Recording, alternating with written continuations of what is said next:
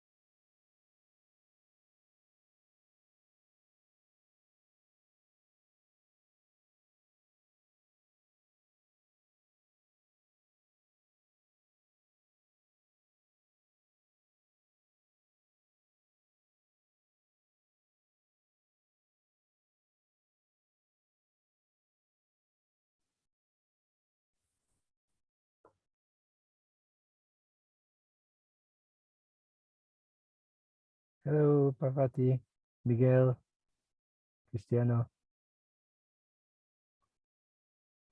Hello, everyone.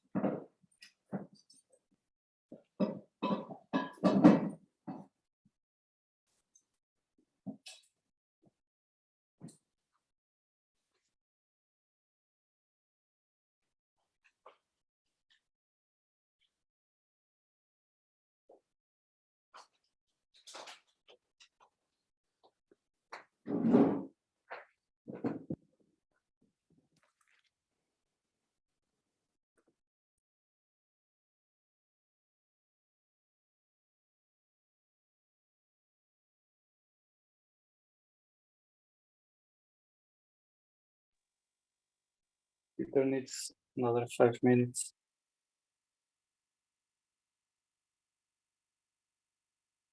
You hear me?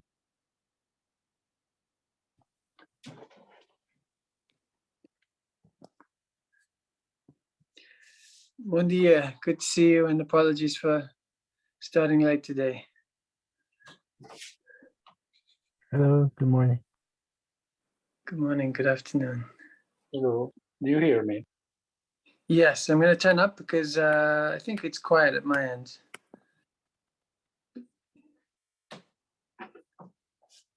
Okay. All right. Plug in. Okay. So welcome Telma, welcome Miguel, welcome Cristiano, welcome Parvati. Great. I think Pedro might be joining us. I just saw him a moment ago. We live in the same village. Okay.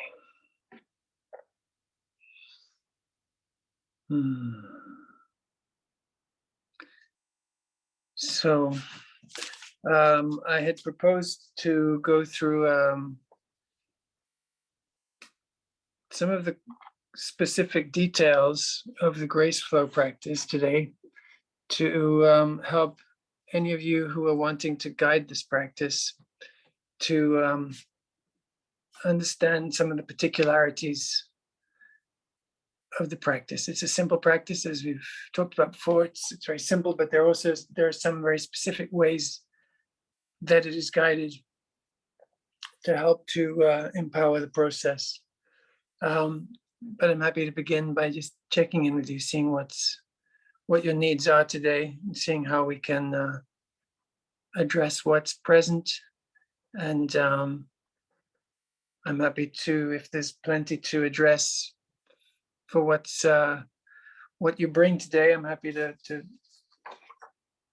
just give space for that and to work with the GraceFlow practice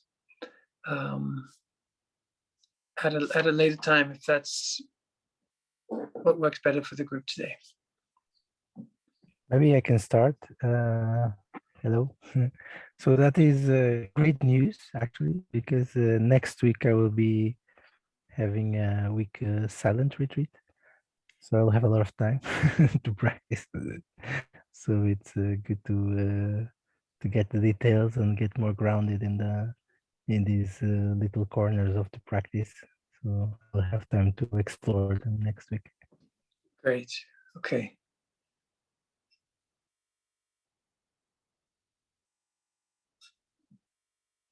Would anyone else like to check in, share what your needs are today?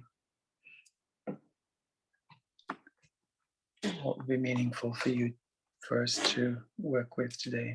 To go to deeper in the GraceFlow, it's great. Did you already share the translation with us? The transcript. Yes. No, I don't think I haven't shared it with you. No. Can we have it?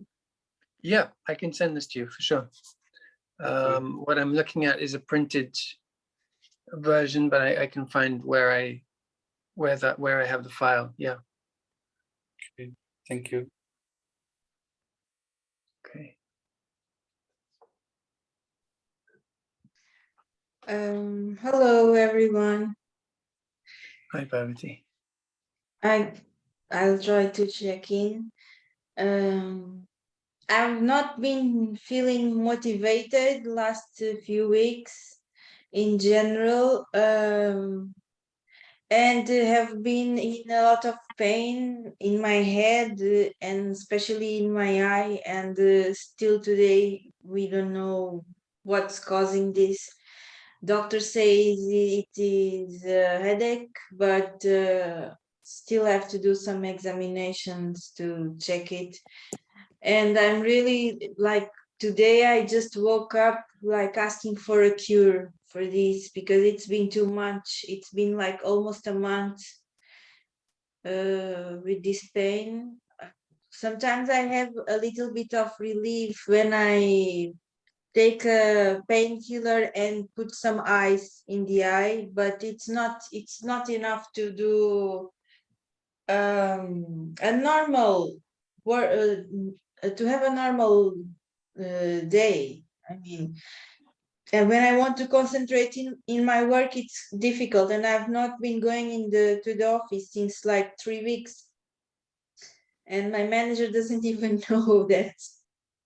And it is compulsory to go 2 days per week. Yes, but that's it. I'm just crying inside for help, for a cure for this problem, because it is something like I never expected this to happen to me, and I thought it was just a headache at the first, but it's not going anyway. I spent 2 days without taking any medicines because I thought I was okay, and the next day I woke up with a lot of pain. So I'm really worried because I don't know where my life is going. Like, as I have no control of what's happening. Yeah, so this is my check-in. Thank you, Parvati.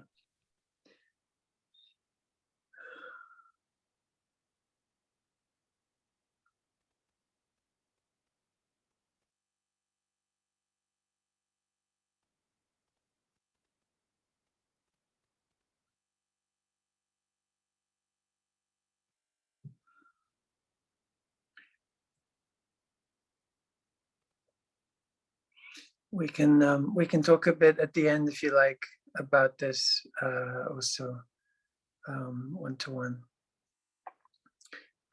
Just a short conversation, but I have something to share with you. Anyone else like to check in?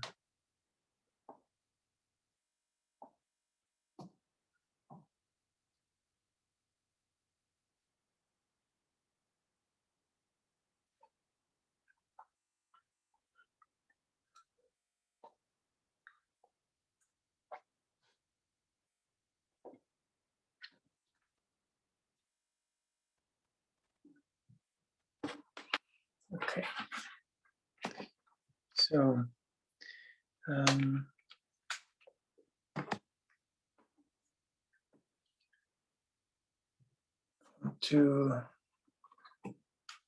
going to read the transcript of the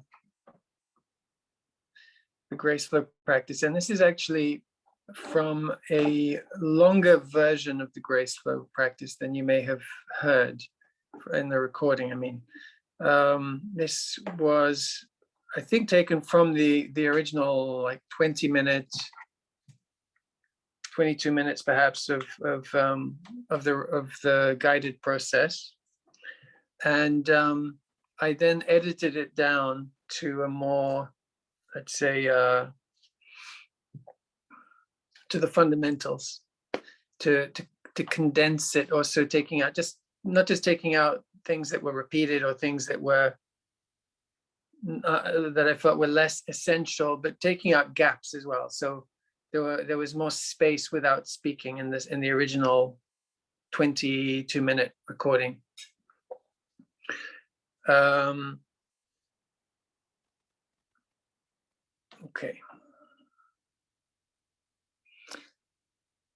I actually, for those of you who are wanting to use the practice, either for yourself or for guiding for other people, I actually suggest making notes of anything that you're noticing for the first time while I read this. Because it could happen that when you're not in the meditation and you're just hearing the words, that you might notice something new or some nuance. Okay. First of all, just notice how you're feeling in your body. Notice your breath. You don't need to change anything, just bringing your awareness to that aspect of the body, how it is, how it's held, what it might need. Maybe it needs some sort of gentle adjustment to be in greater comfort and greater relaxation. Allow yourself to listen to the body's needs. You might want to stretch or shift your position.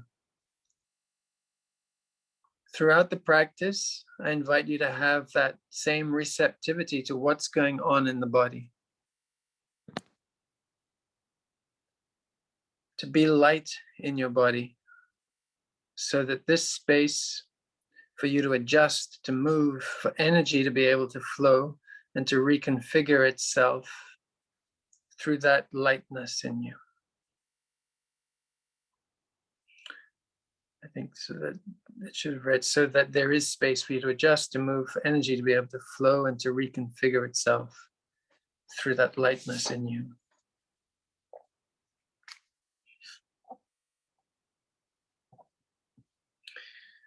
Bring your awareness also to your feet, connection with the earth element. Even if your feet are on the floor of a building rather than the actual bare earth, you're just connecting with the earth element. Also in the chair you're sitting on, that solidity that's supporting your body at this moment. Letting yourself be consciously held by the earth element, resting in that support. As well as feeling consciously that support which you may find helps you to relax, like you step in deeper into a state of relaxation by bringing to your awareness the support that the earth element is providing.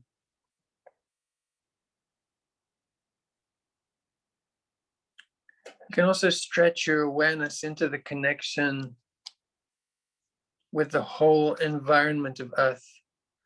Now at the subtle level of, you could say, earth energy, the intelligence of nature that surrounds us as a field of life.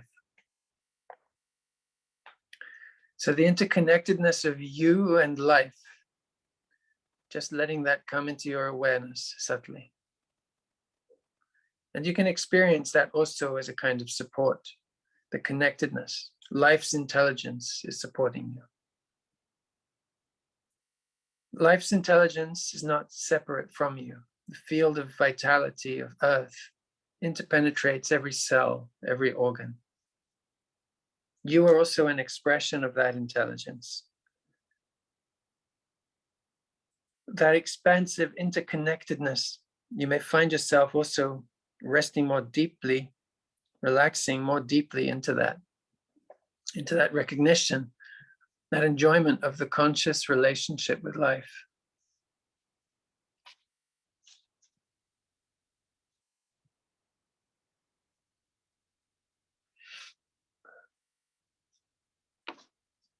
Perhaps you can feel it also as a kind of waking up in your cells, an aliveness that's increased in your whole being through that conscious relationship to the field of life, the field of life's intelligence, expressed as nature and expressed as you.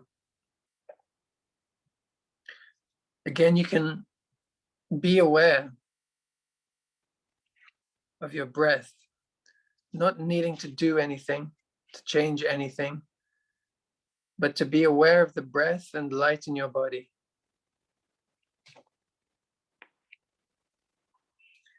This connectedness with earth gives you a rootedness.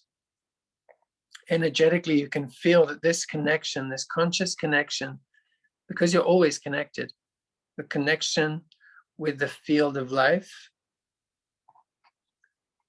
is always present.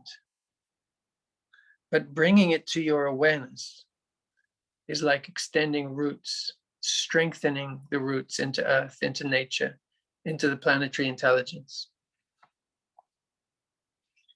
You can feel this strengthening you, bringing your sense of stability,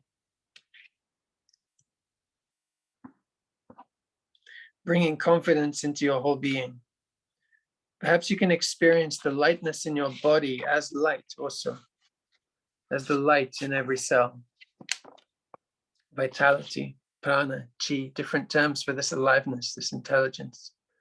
And you can extend your awareness also into the heart, maintaining the rootedness, but bringing your awareness also into the heart, the energy of the smile at the heart,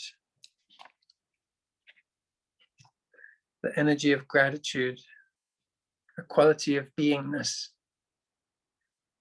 And there's appreciation, gratitude, also confidence, kindness, qualities we associate with the heart, invited to awaken a little more, to shine a little more.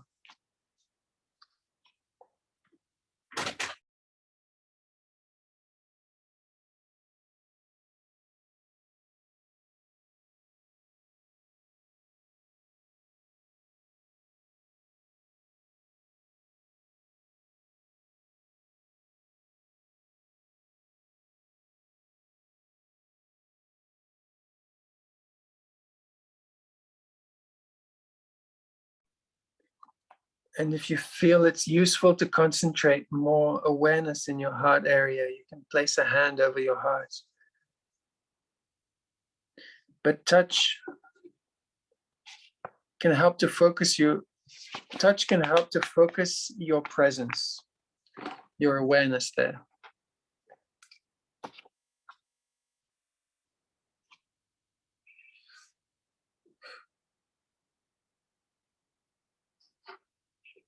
And here you can also bring in the sensation of warmth associated with this deeper awakening of the heart.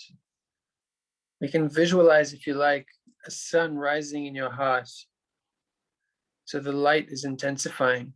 Warmth is coming, and a sense of beauty, grace arising. And so from the heart, you have light shining into every cell, every organ, filling your body, filling your being, your awareness, attuning your whole consciousness into this gentle warmth, this radiance of joy, of gratitude, of love, overflowing from your body into your energy field, nurturing all of your being, enriching all of your being to the point that you are like a sun, bringing warmth, nurturing light to the space around you, feeling full and overflowing with this gentle, loving energy, this joyful aliveness. And still the awareness of the connection through the feet, through the body, resting in the chair, conscious rootedness, connectedness with the field of earth. And the body, light and spacious, for energy to be able to reconfigure itself, for the body to be able to move if it wishes, soft and fluid. And with this anchor in the earth, through the connectedness, this energetic anchoring, and also this anchoring in the heart energy, the heart quality of being, you can extend your attention also to the crown of the head, this place associated with opening to the sky, opening to infinity. And you can include that opening, that spaciousness that extends into all of existence, beyond space and time. And you can experience that as also a part of you, a part of your consciousness, rooted in the earth, deeply alive in the heart, and expanded with no limit. You can experience all of this vast intelligence of life, earth and cosmic intelligence as part of your being. You as an expression of that, extending throughout the dimensions into that body. You can just enjoy that expansiveness, the rootedness, the centeredness. And if you like, your breath will deepen and a sigh may come. You don't need to force it.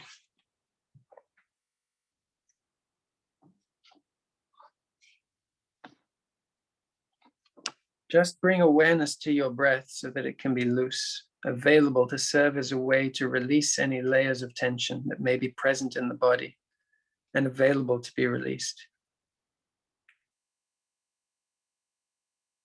You can breathe in that expansiveness that joyfulness, that strength and rootedness, and release anything that is stagnant, anything that is ready to be gone. It's no longer required, no longer useful, no longer deeply alive.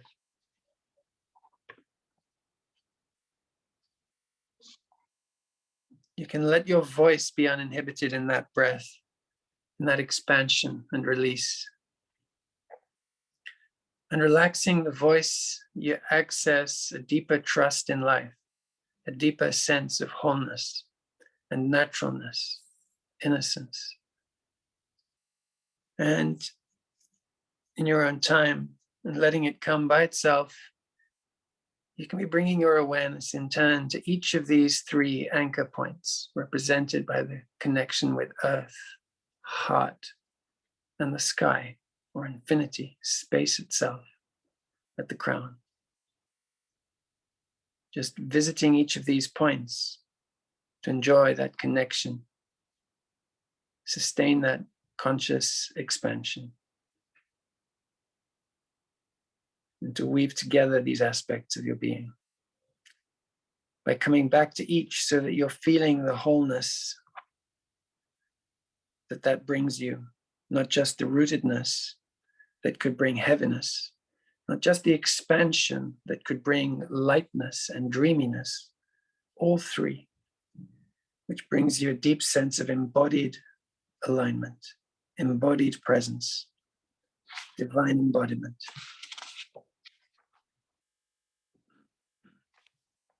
All of this you can do without the verbal guidance, by just taking yourself through each connection, the earth connection, just bringing it back into your awareness, the heart connection, the expansiveness in each of these places, settling into those two before coming to the crown. They're in your memory and you can revisit, weave them again into your consciousness at any time. And you can use it as a short meditation or a longer one. More important than a visual element or having any specific sensations is to just rest into this and enjoy it. Let it be a very enjoyable, relaxing experience. No effort required. When you feel ready to open your eyes, you can maintain the conscious connection with earth, conscious heart-centeredness, and the sense of alignment all the way from earth to the heavens.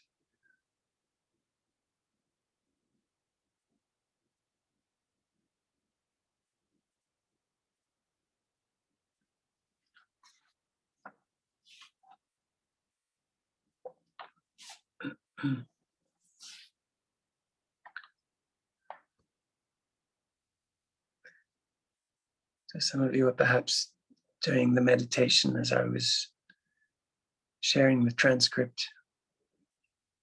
I think, Pedro, you may have joined after I explained that I was reading the transcript of the longer recording of the GraceFlow practice, 22-minute recording, which I edited down.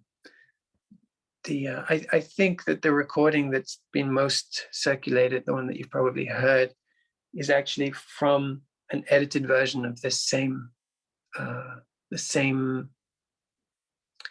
meditation, the same specific recording.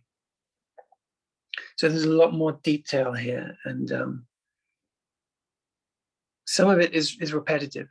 So it's not necessarily a lot more information as such, but there's a lot more spoken in this version that I transcribed. Would anyone like to share any reflections, anything you noticed for the first time, anything that you noticed the importance of it for the first time, or the impact it has, anything that feels useful to share? Well, I've noticed, but well, I've been thinking of preparing myself to give this meditation, and I just found some connections here and separated the meditation in some parts that helps me to create another storyline so I can give it. So I realized that the first part of this meditation is preparing the body for the meditation through bringing the attention to our body, to our body's needs. So when guiding, the first part of it should be that, bringing attention to our body, bringing attention to our breathing, and then from the body, we connect to the feet, and from the feet we go to the second part, which is the grounding. Yes, and we then expand the grounding to the connection. Sorry to interrupt, Parvati, but there's something I think is useful to comment on there, because one thing that I did with the edit was to take away the reference to the feet and just the sitting in the chair, so that it could be adaptable. So somebody could actually listen to the recording, even in movement, and every part of the guidance would still be relevant and meaningful.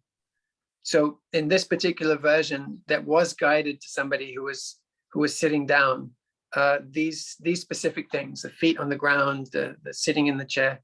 So just to be aware of that, the practice doesn't have to be done sitting down. It doesn't have to be done static.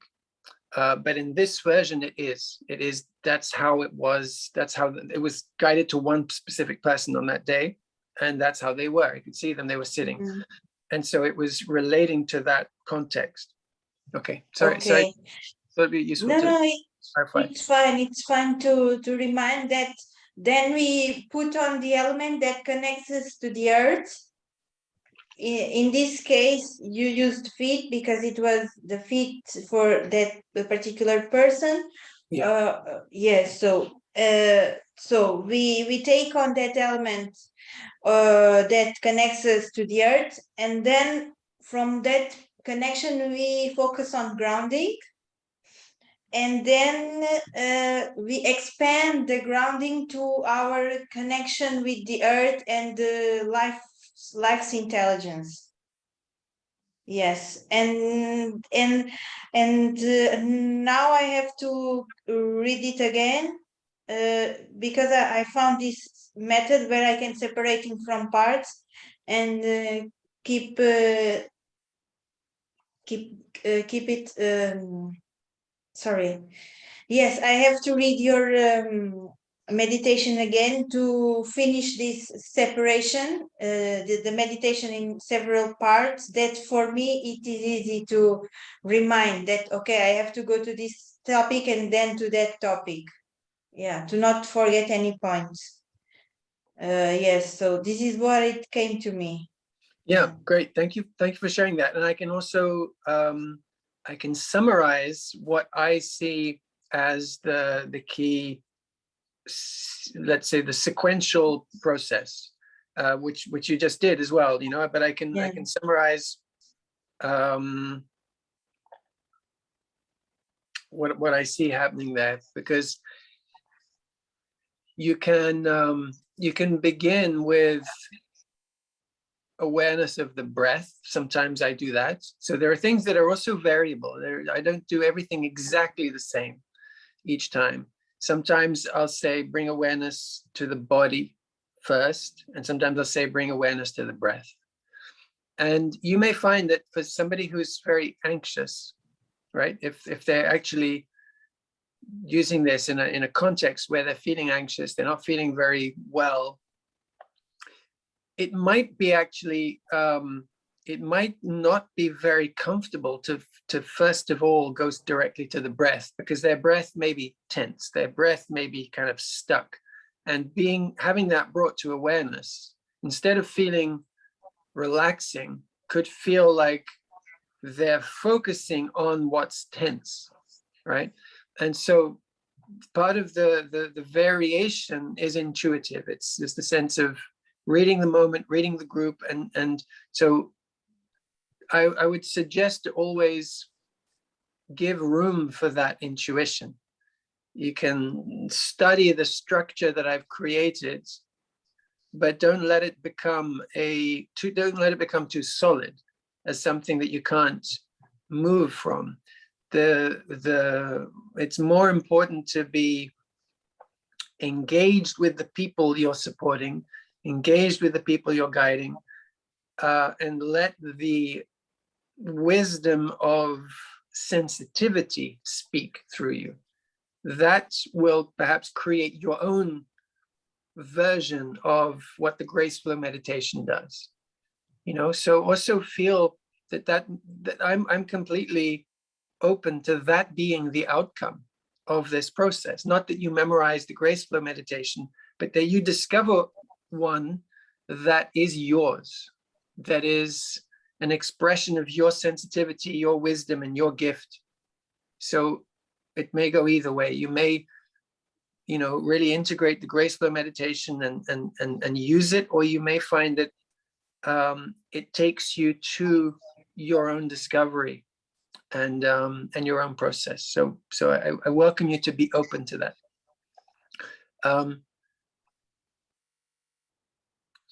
So there was something else I was going to say.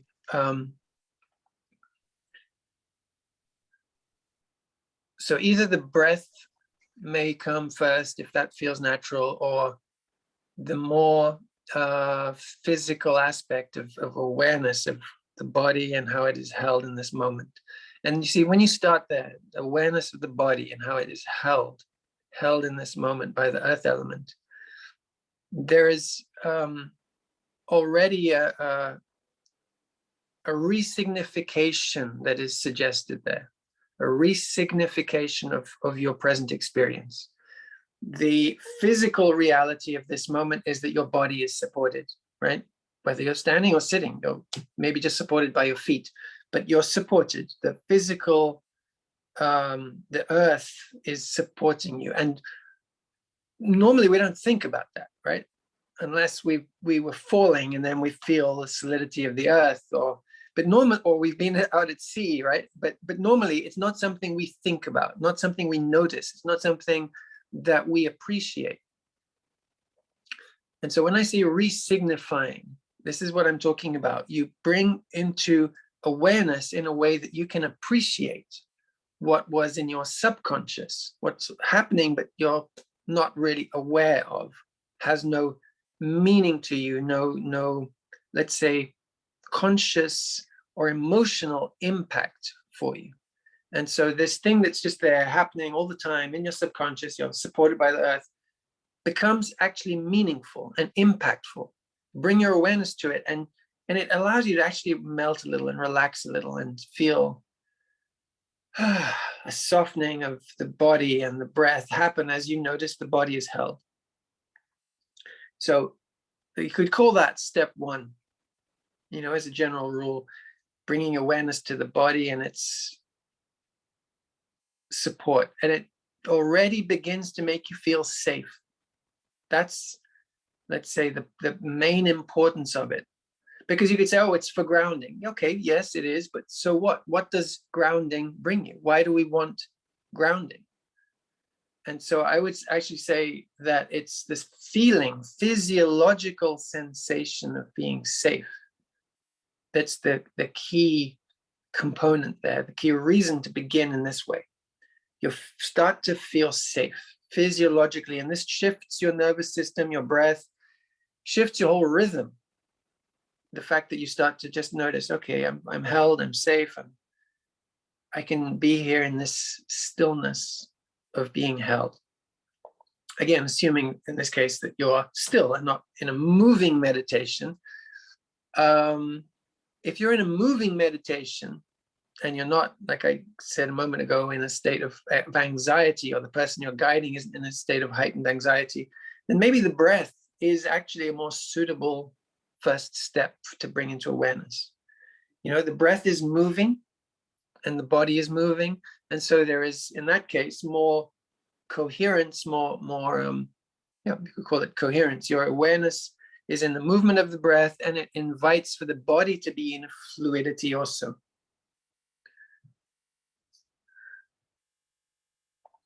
So whether you're moving or still, you're connecting powerfully with the sense of earth, earth is there and it's supporting you, whether it is supporting you in, like you're sitting there in stillness, or supporting you if you're in movement. Still, there is the sense that the body and the structure of the body, the earth element also as your musculoskeletal system, your whole fascia, this is also an expression of the earth element and the sense of stability. Sometimes you'll have heard me say in the guided practice to have the sense that the earth connection, this earth support, brings you a sense of stability. And again, it's literally physically true, but I'm re-signifying it so that it's working at another level in your being. Stability is not just a physical characteristic, it's also an emotional characteristic. Feeling stable, right? Feeling structure, feeling strong. So that it's evoking a shift in your quality of awareness, not just observing physical characteristics, but through observing a physical state, it's physical reality, it's shifting your emotional state in subtle ways. And ways that are so subtle and are natural consequences of the observation, which is why it requires no effort. You're not trying to relax. You're not trying to change your emotional state. You're not trying to do anything. You're just observing the simplest things, which is why this is such a an effective practice in a way that you can really effortlessly do it. So the awareness of the physical relationship to earth. And then that begins this process of shifting your rhythm.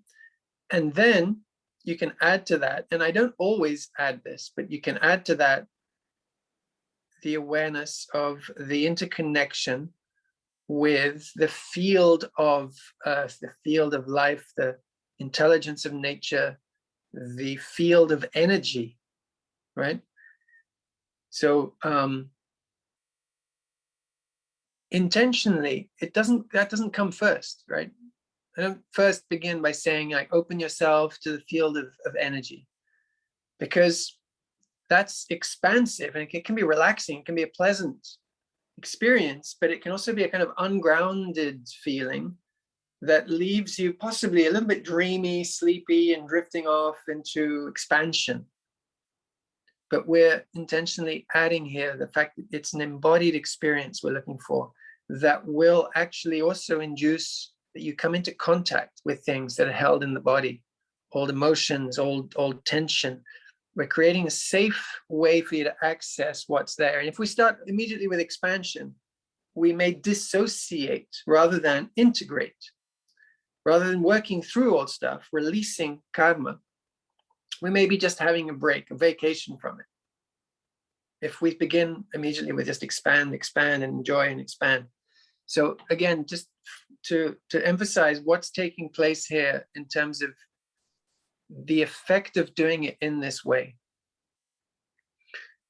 Physical connection of earth, and then this extended awareness after establishing the physical awareness, an extension into the subtle, the sense of aliveness and intelligence, the energy associated with earth, right? Vitality, nature's intelligence, the evolutionary power of nature. So we go from earth as a let's say implicitly a static thing, to earth as to a living thing.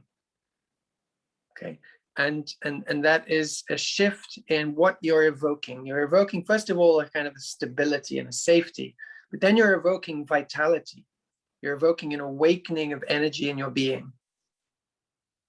Okay.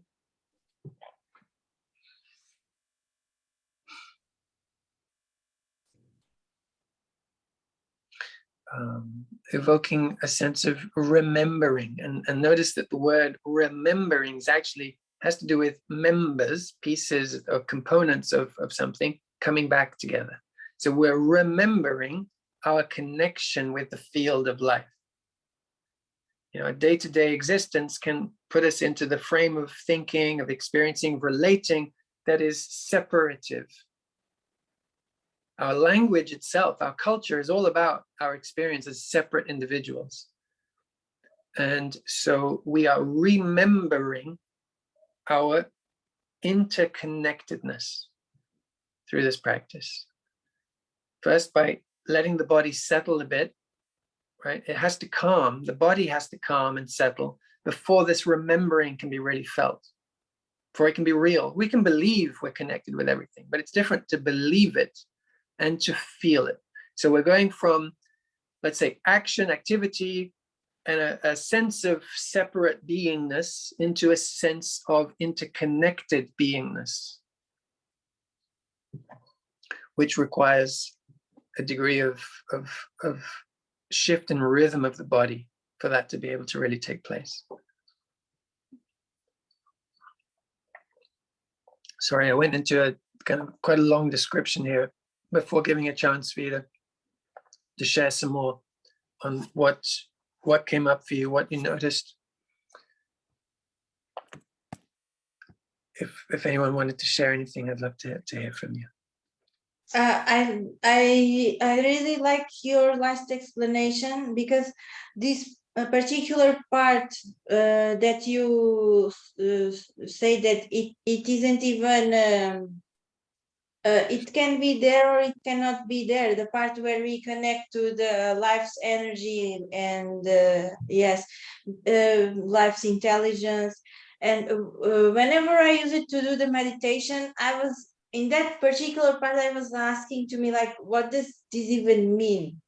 I did not understood, but now with your explanation, like, it is like extending our awareness with the connection of the earth from a static element to something that moves. Yes, so yeah, it really made me sense, but also it is okay if I do not add that, right? Yeah, and you might, if you're guiding this meditation to a group over a period of time, you can add layers. Like in the first time you guide it, you could keep it so simple that nobody feels they're losing track. Nobody feels like, oh, I don't understand exactly what that means. I don't know if I can do it.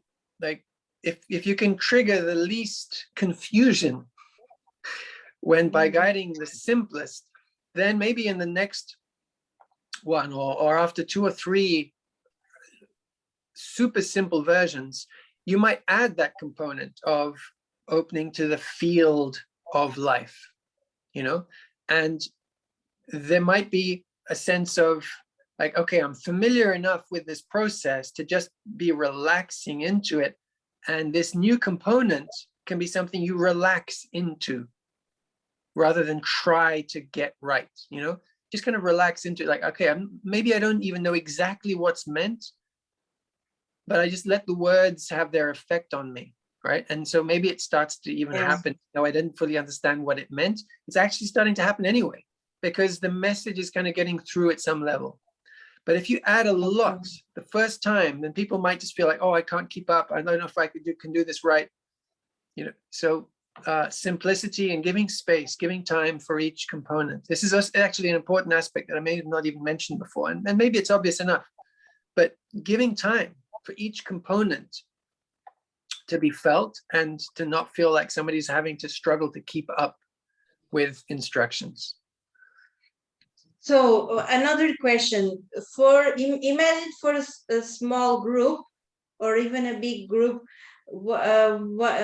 just when I'm giving this meditation, just like once, can I do it like the first part, the connect where we bring our awareness to our body, our breathing, and we connect to the support of the earth element, then stop in the heart element, like not going to this connection with the life force and etc., to keep it even more simple? So do these only 3 parts: the awareness in the body, in the breathing, the support of the earth element, and then the heart-centeredness. Yes, it is possible, and often that is, in a very kind of concise way, you could say that that's what I often do. In this version that I read to you, there is also the component of the crown, and associating the crown with the expansiveness beyond space and time, expansiveness, you could say, of pure consciousness, of beingness beyond any kind of definition. And remember, this is the place associated with Shiva. Yeah.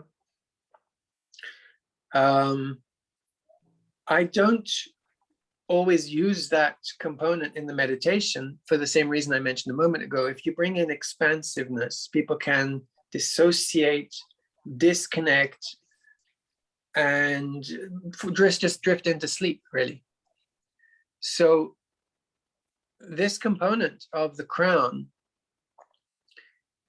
it's also going to become integrated more and more spontaneously when you're doing it as a sitting meditation, not a moving one. In the moving one, you're not going to expand into beyond time and space probably quite as much. It could happen it can happen that you're so immersed in music and movement or in voice that you do transcend time and space, right? It can happen. But what I'm saying is, I actually, in the recording that's been, like I said, most circulated, I distilled it down so it could even be done while walking, could be done with your eyes open, potentially could even be done driving, right? At no point in the recorded, the 10-minute or 8-minute version do I say close your eyes, or there's no suggestion of abstracting from your environment, because a lot of meditation is that it's abstracting from your environment. You even have in yoga meditations where you put finger over your eyes, over your nostrils, over your mouth, over your ears, right? So you're completely blocking your senses, pratyahara. So there's none of that in this meditation, no abstraction from your environment or from your senses. There isn't even, I don't even say, for example, go inwards, right? There's nothing like that intentionally. I'm not evoking abstract or remove yourself from your immediate sensory environment, from the sense of presence, your sense of embodied experience.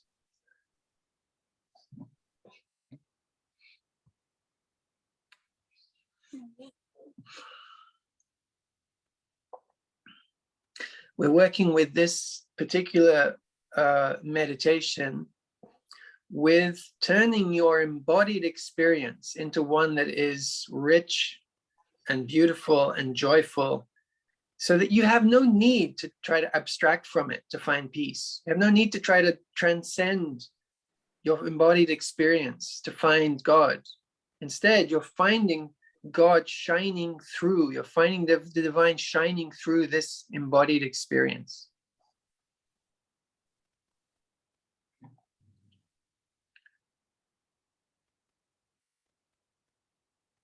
So that's why, because you could ask, how is this Tantra? How is the GraceFlow practice, this simple practice? How is this Tantra? And so perhaps what I've just said will be the best way to simply say why this is a tantric practice.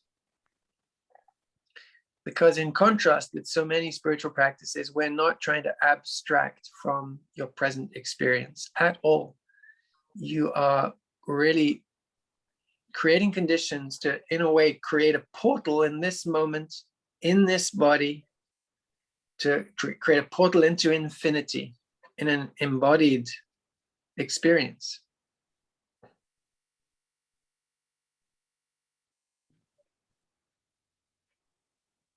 You even don't say to close the eyes, right? Right. But it's meant to, for the person to choose if he wants to close the eyes or not, or is explicitly to leave it eyes open, to not escape reality? No, I haven't. In different contexts, you could explore both. For different reasons, you could explore both, right? And some people might feel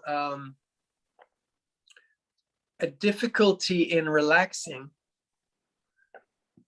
and even the difficulty in letting go, right? And they express that difficulty in letting go as keeping their eyes open and keeping a kind of alertness, right? And so it could be an excessive alertness. So for some people, closing the eyes so that the components of the meditation can be experienced more deeply could be a helpful process. And for other people, they might tend to drift into sleepiness. Like one part of the meditation might suddenly become very intense for them in a pleasurable way even, but they kind of lose themselves in that part. And for them, maybe keeping the eyes open will help for it to be so that they can be able to integrate every component of the meditation, experience every part of it, rather than kind of melt away and expand in one part and then become disembodied in that by being kind of carried away by some component of the meditation. So in some circumstances, being with your eyes open will be a powerful way to do it, and for others with the eyes closed. And so experimenting with this, I think, is what's going to also just experimenting with it, and again, like I said earlier, using your intuition to sense when one or the other will be most useful.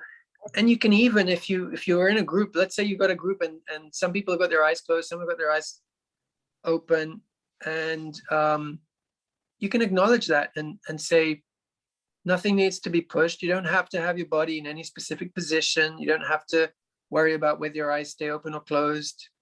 You can explore just the quality of presence and the expression of that in whatever way arises naturally. So you can acknowledge that not only are you not trying to force any specific posture, any specific breathing pattern, you're also not forcing as a component of posture that the eyes be open or closed. You're letting because one of the things the whole process is guiding us into is to come into the rhythm of the body's intelligence, of, you could call it divine intelligence, divine embodied intelligence. And I don't know if that's something that's 100% clear what I mean by that, but there was something I actually made a note of, came up in a meditation a few days ago. And it relates to a question that came up, I think it was Jose that was asking me recently, actually. Like, why do we do any practices at all if the underlying deepest truth, and it relates to Advaita, if the deepest and eternal truth is that freedom is our nature, our true self has never been lost, why do we adopt any practice at all?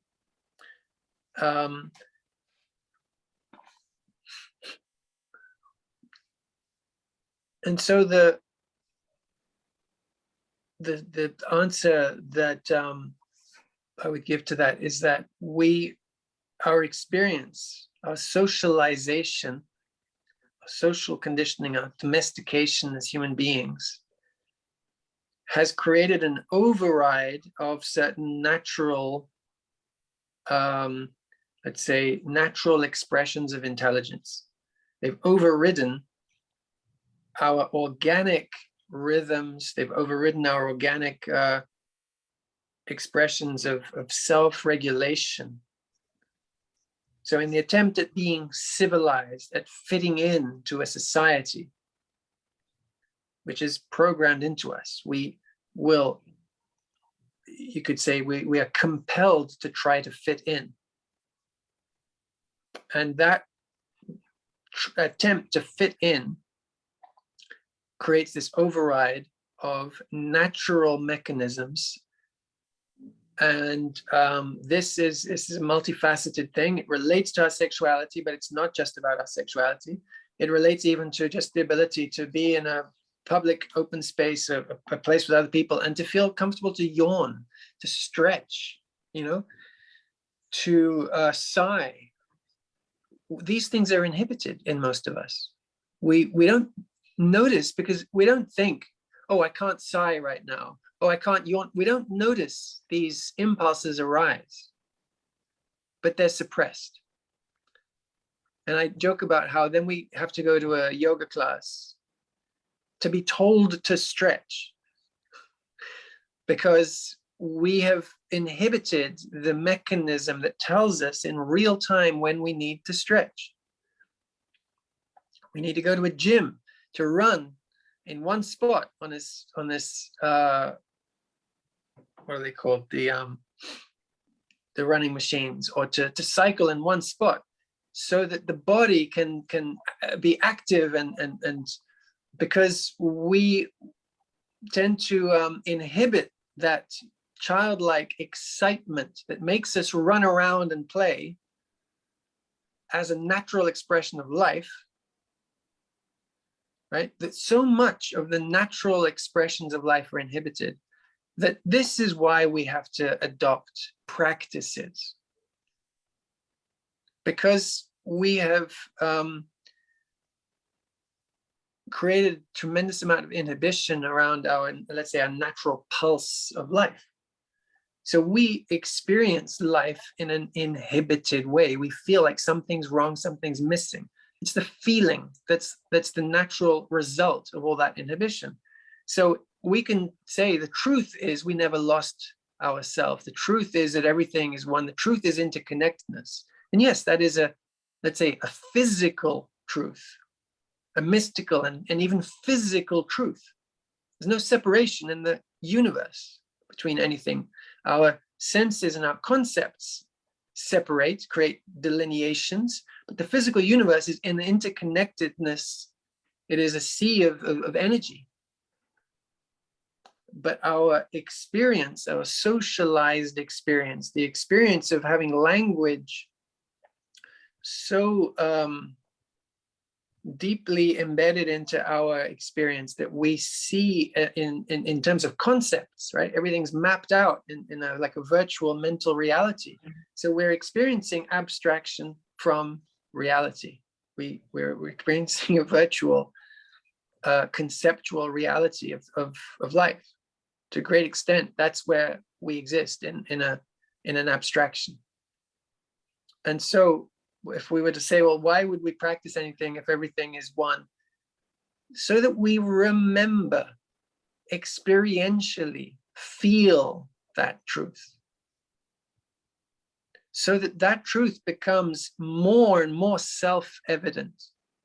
Not just a belief, not something we know because we heard it and it made sense, or we had an experience where it became true and then that faded away and then it became knowledge, but not moment to moment lived experience.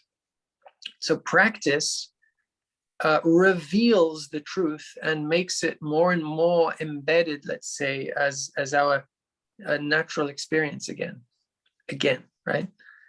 It's in a way, Tantra is a falling away of the inhibitions to life's natural expression. And paradoxically, we're also training certain things. We're also developing a kind of discipline, which isn't something pre-existing in nature. So there is that as well. We're recovering our natural intelligence, but we're also developing a degree of awareness, a quality of awareness and of will that is a new expression, let's say, or a newly embodied expression of divine potential.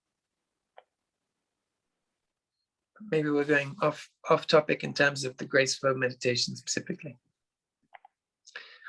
Any other reflections or questions? You go more off topic.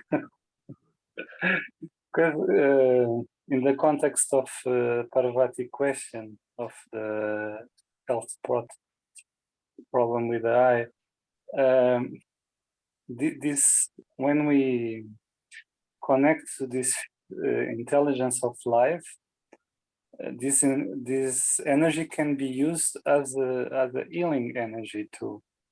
For example, in Qigong, we do this process of release the tensions of the body, then to connect to the energy field, and then we ask to this intelligence to direct the energy to where the body needs. Yeah. So this could be added to our GraceFlow meditation. This healing. It can.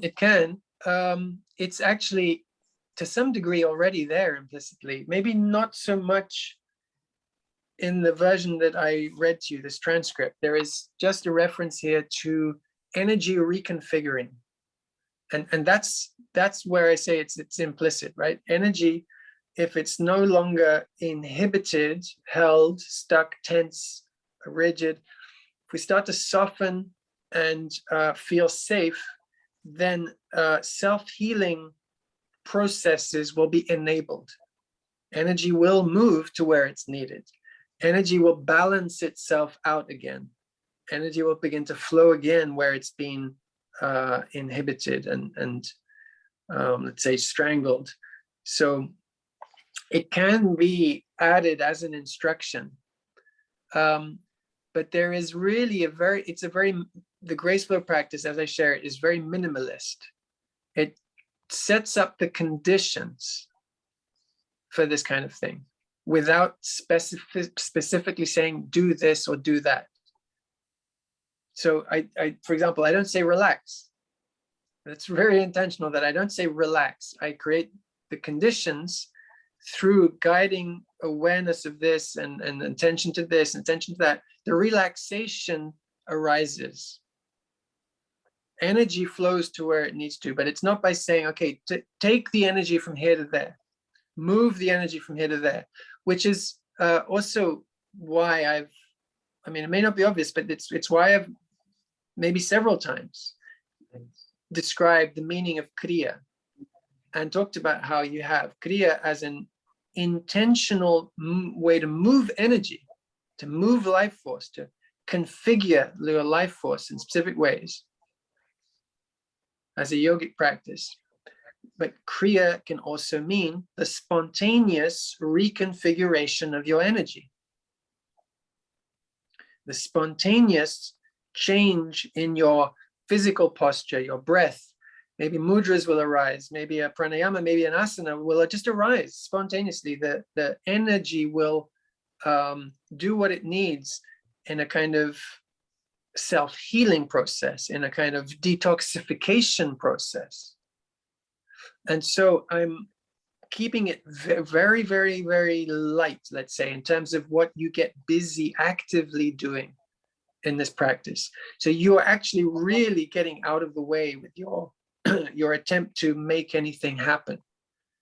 And that allows for the spontaneous expression of Kriya, of cleansing, of release, and of action, in a way, action with awareness, but it's action coming from awareness. It's action that's being fully guided by divine intelligence. And this is what Kundalini means also, right? This intelligent expression of energy that has an evolutionary or a liberative expression.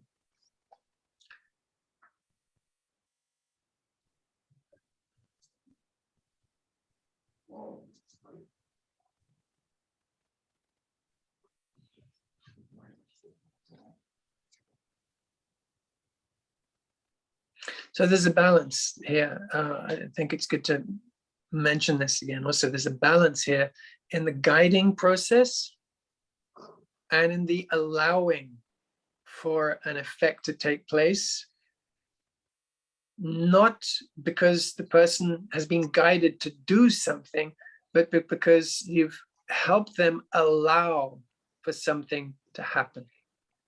You help take them into a state, an openness where energy can reconfigure, where energy can flow to where it's needed, where the body can find the openness, the softness, the sense of trust in life, where all sorts of things can happen. Like you said, Miguel, healing can take place. Absolutely.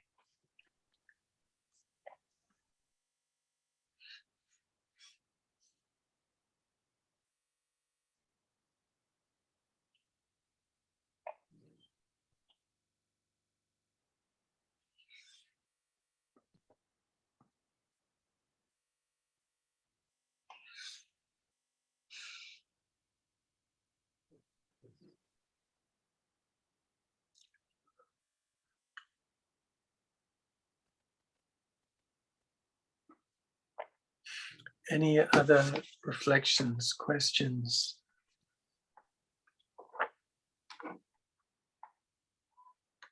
Well, it has been quite interesting to do this deep dive into the details of the practice. And I mean, funny enough, maybe in the connection what Parvati said initially, the other day I was doing the graceful meditation, and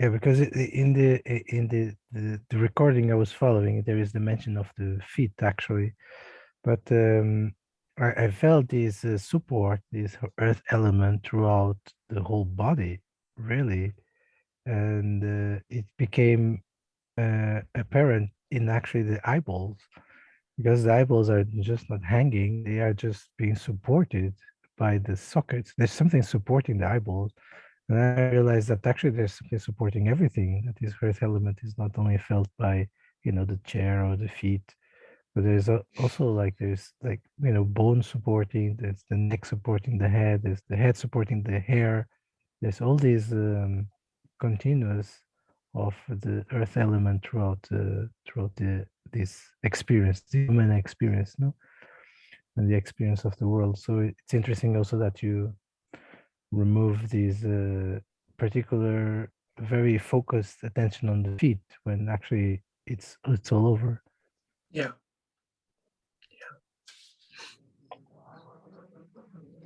In some of the meditations, I mentioned the sense of structure in the body, again, as a not a specific part of the body, not just the spine, for example, the vertebral column, but it can be a good reference, right? The feet first, where the body is supported, but then that can awaken our sense of structure, which is, I think, what you're referring to as well. The sense of the physical elements expression in the body.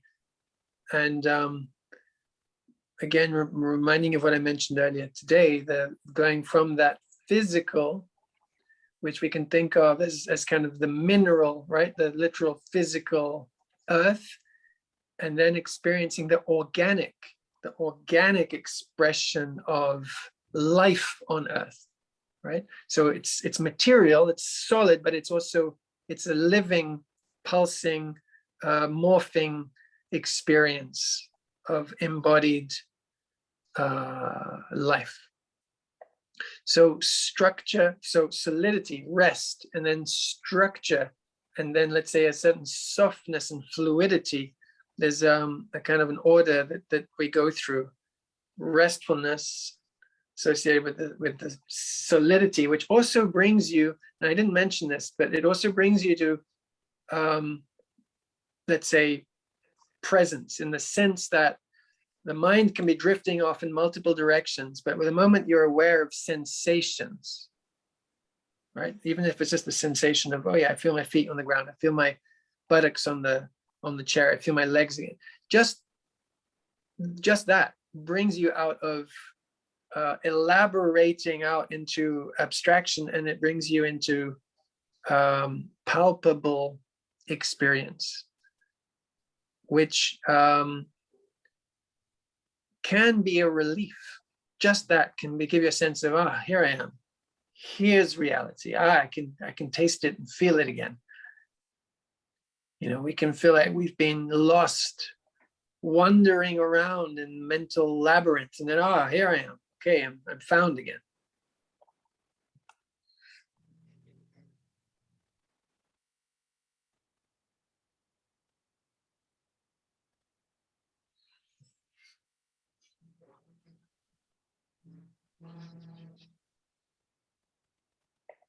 Was there something else you wanted to add, Tom? Yeah, there's another. Yeah, thank you very much for expanding and exploring my comment.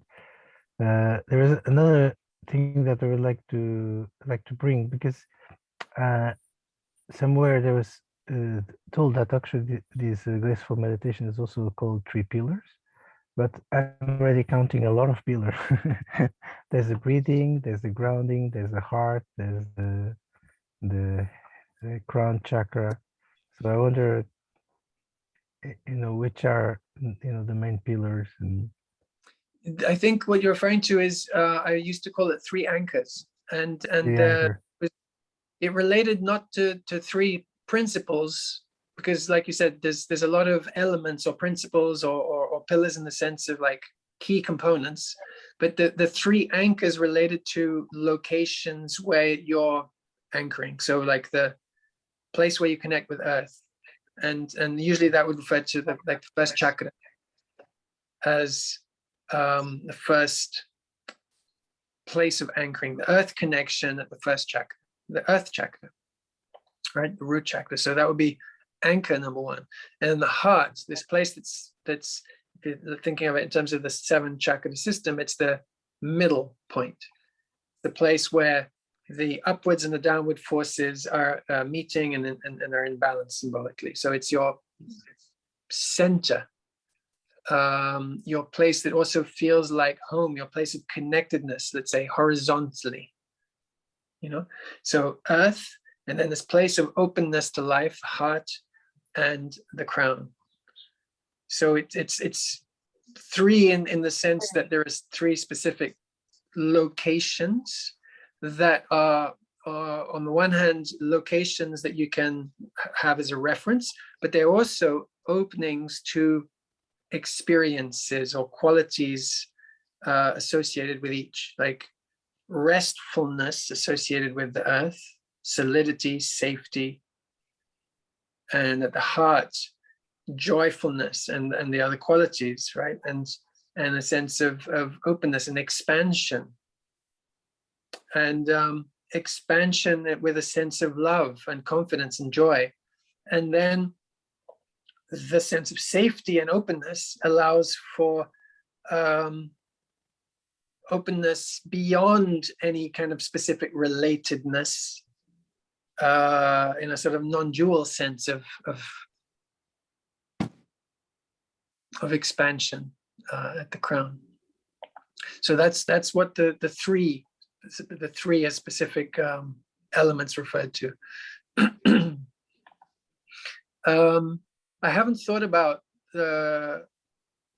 giving a specific number to the core components of the practice, and that could be an interesting thing to see if we can condense down what specific elements are absolutely essential. Maybe we can quickly do that before we complete today, sort of in a way as a reflection together. And it may be something I'll add to later, but we can certainly explore that now.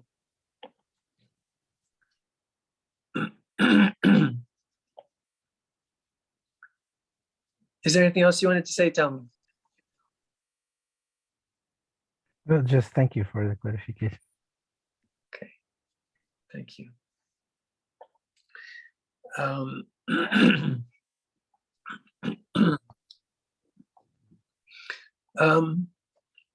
So in terms of key components,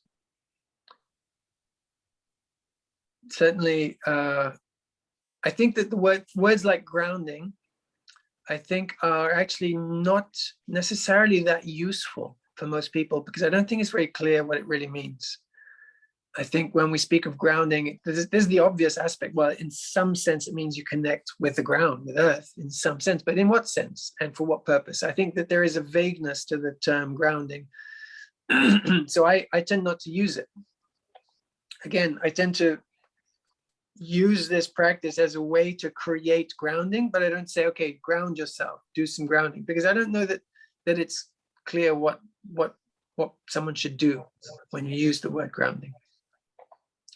But you could use, for those of us who are familiar with the practice now, if you want, you could use as your own reference, not necessarily something you verbalize to someone else, but you can use as your reference, if it's useful to you, the idea of grounding as a core component. And that includes the physical sense of connection with earth, the sense of energetic connection with earth, those at least, you know, two aspects of grounding, the static and the organic, let's say. Maybe rooting is a useful idea also. You know, the idea of roots is you're receiving nourishment. You're not just like, because an anchor is a solid thing, you know, but when roots bring up nourishment. So just see what words are most meaningful and appropriate for you, you know, to use, to recall, to refer back to.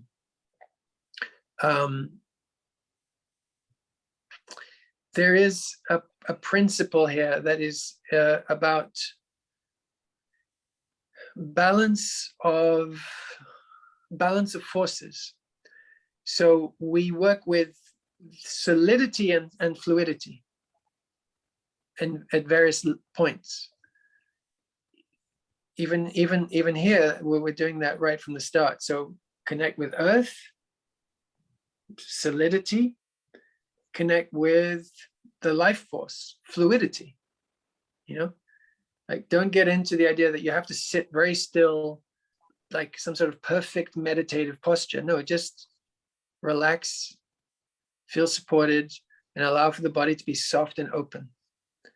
So there is the sense of static and then the fluid, you know, and it comes into the breath also, like, don't need to push for your breath to do anything particular. You might find that as you bring your awareness to the breath, it just might deepen, it might expand. So there's an invitation to fluidity and softness. The word structure may be used to evoke a sense of safety again, a sense of like, okay, I'm solid, I'm safe, I'm strong. But let's not get carried away with the structure. Let the body be soft and fluid and receptive to movement, receptive for energy to move and reconfigure, right? So we're constantly playing with these complementary ideas of soft and strong, solid and fluid, you know, which is the two complementary aspects of masculine and feminine, you could say, solar and lunar, of yin and yang. So of course now I'm mixing terminology from Taoism, but you can see how this balance is played with throughout the practice, not overemphasizing one quality or the other. So the interplay of complementary forces is could call it a pillar or a key component. The interplay of complementary qualities perhaps is a good way to express it.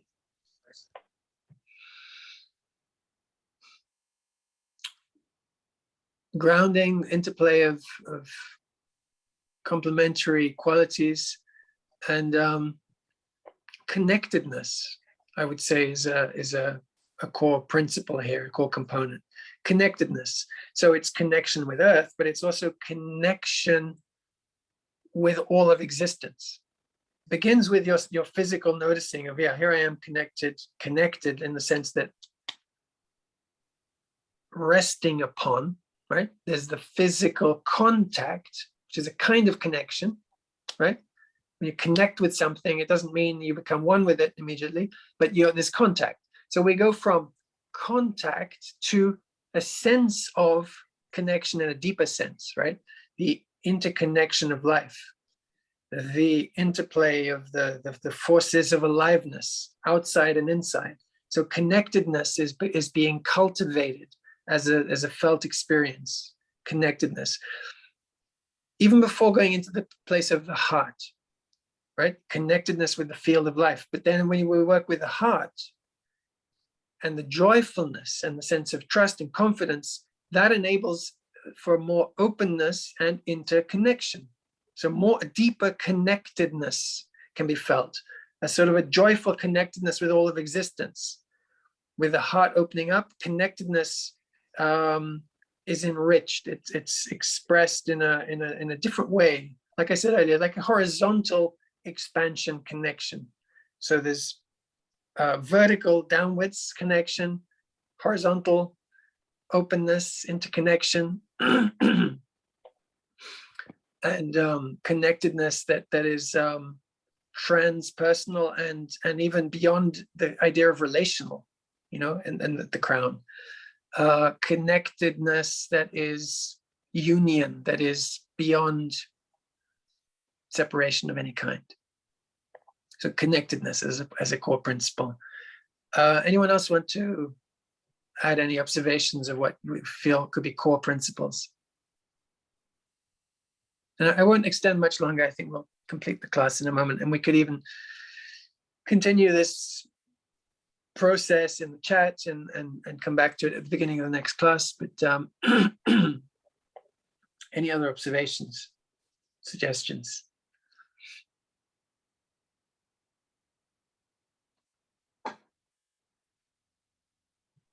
I think this relates to our previous class. It's like we are getting that faith in ourselves, in that deeper part of ourselves. That Faith. Yeah. Yes.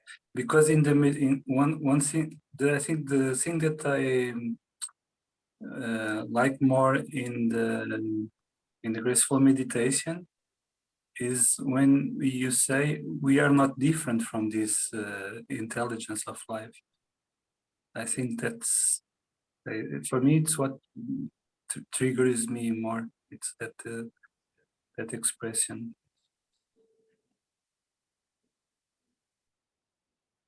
Yeah.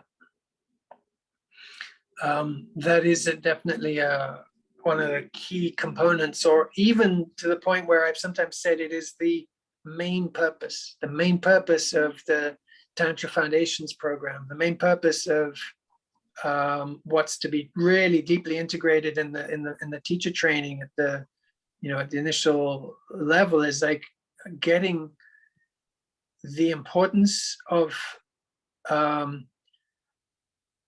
feeling safe, and therefore the sense of having faith in life, trust in life, as something that can come from your more and more your habitual state, your natural, spontaneous state of openness, trust in life. So that's certainly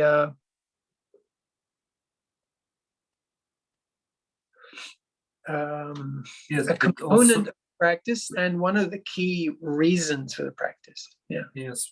Sorry to interrupt you, but Okay. to do that without separating ourselves from life, because sometimes we tend to see that life is almost our enemy, and we are a separate thing from life. That's why we don't trust, we don't have faith. Yeah. So that expression again that you say, we are not separated from this life force. We are this life force. That's make a huge difference in all our mindset for our daily life. Yeah. Yeah. Thank you. Yeah.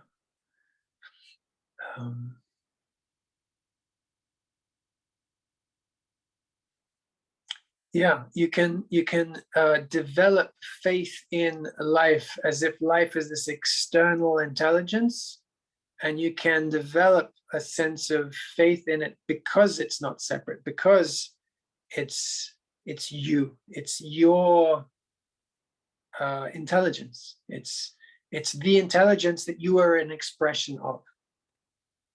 not a different intelligence that you have to be in competition with in some sense, or that is against you in any way.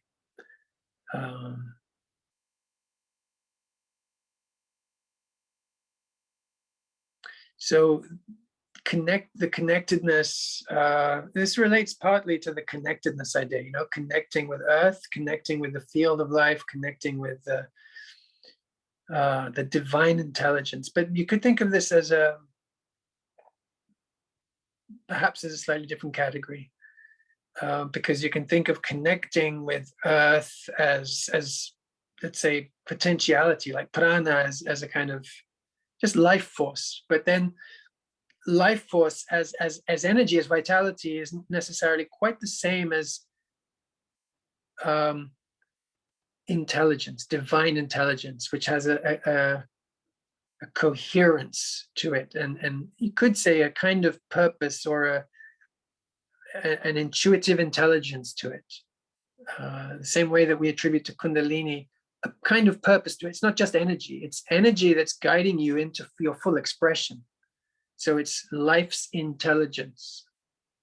It's an evolutionary intelligence, a divine intelligence of fullness of expression. So it's a connection to that, is part of it. So I think we'll explore this in more depth at another time, because I'm realizing there are different categories here. There's, let's say, pillars of practice, and then there are pillars in terms of like core principles that we're working with. They're not components of the exercise as a specific practice, but they are really core reasons for the different elements of the practice. You know, they're core principles in a different sense. So there's these different kind of categories that and there are core, you could call them core results. So there's a few different things that could be mapped out. So feel free to continue with like digesting this and see where it takes you, and we can share our mappings, see what insights come from it. Anything else that you'd like to share now? Any reflections or questions before we complete for today?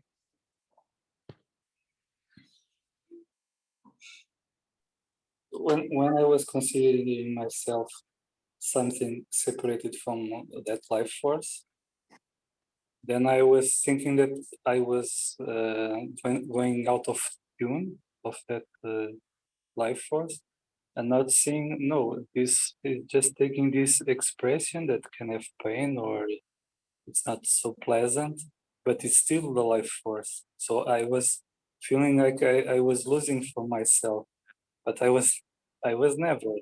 If I consider myself like the life force, no, I'm never lost. I'm just going to in another expression, and this makes it easier to go again, to feel attuned with the expression, and to trust life, to know that everything is with a purpose. Okay, this is out of topic now.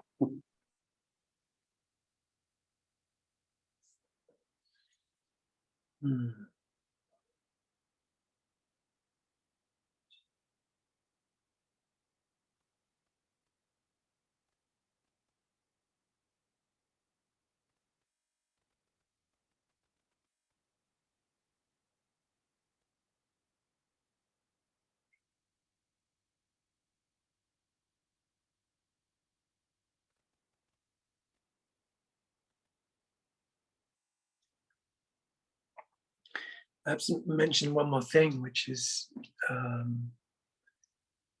taking place through the practice, and it's a shift from the sense of,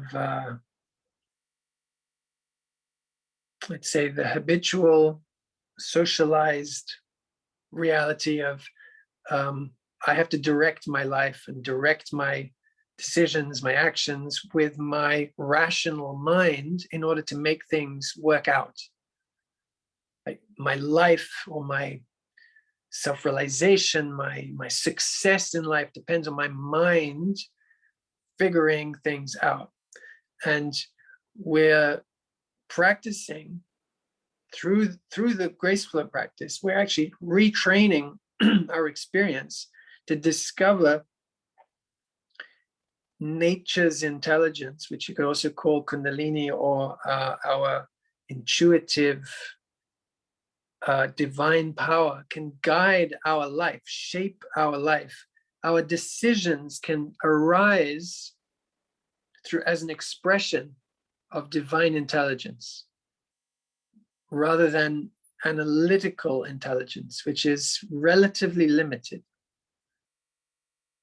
So it's a practicing of putting analytical intelligence, let's say, in second place, giving space to rediscover this greater intelligence, and to give it space, give it the opportunity to express through us, and to become the guiding force of our life in the functioning of the body, right? As health, in the functioning of our life, in the expression outwardly, let's say, of our actions, all these levels.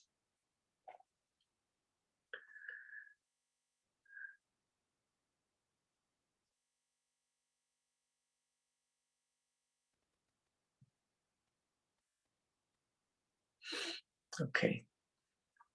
It's been beautiful to be with you. And feel free to continue the reflections in the chat, in the Telegram group. And sending a big hug to everybody. Lots of love. Wishing you a beautiful week. You too. Bye-bye. Bye-bye. you. Thank you, Peter. Bye-bye. Parvati, I'll just stop the recording.